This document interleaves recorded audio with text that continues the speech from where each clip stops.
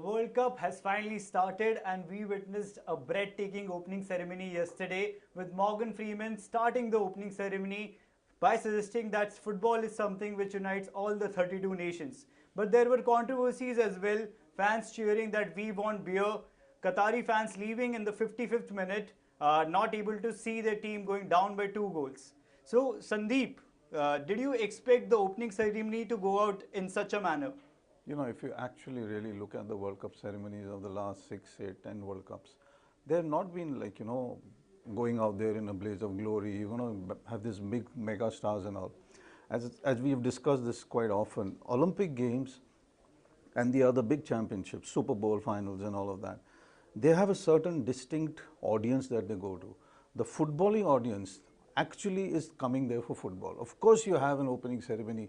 Of course the host country, wants to showcase themselves to the world, which is a different thing. Yeah. But normally these are not something that, people really look forward to, because they always, at the back of your mind, at the back of the host's mind, is what the game is going to get, how it's going to pan out, how it's going to play out. So looking at all of that, I don't think so that the opening ceremony was something that, you really would start applauding them or doing. It's part of the whole thing, but what really comes later is the main one.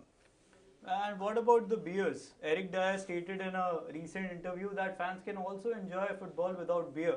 Do you think that's possible for the European fans? Of course it's possible. I mean, you are in a country where alcohol is banned, okay.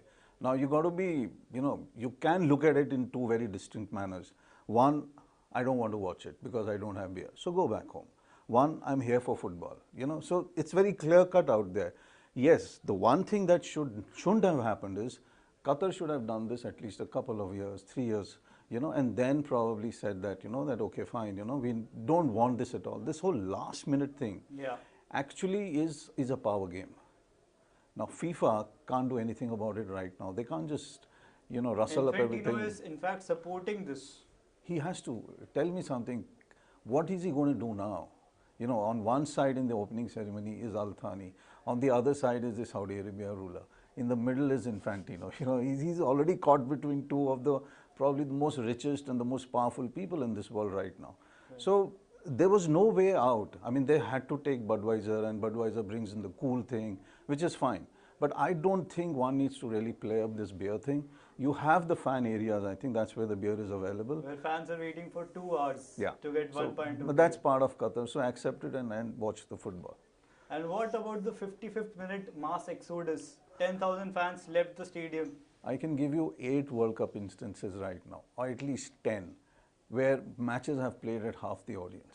Yes, 55th minute host playing sometimes gives you a negative feeling. Yes, the visuals go wrong. The visuals are all, going haywire all over the place. The New York Times puts it up, in one of their columns and says 15, 20 seats, all of that. So I don't think that's the way, it should have panned out. But fine, I mean, I think if it was 1-0 or whatever, maybe, the fans would have stayed. But this happens all over the grounds. It happens all over the World Cups. That's it from this show. We'll be back with more news, insights, facts and figures from the World Cup. Until then, keep watching News 9, stay tuned, and you can also read the previews, reviews of the World Cup matches on our News 9 live website. And stay tuned, stay connected.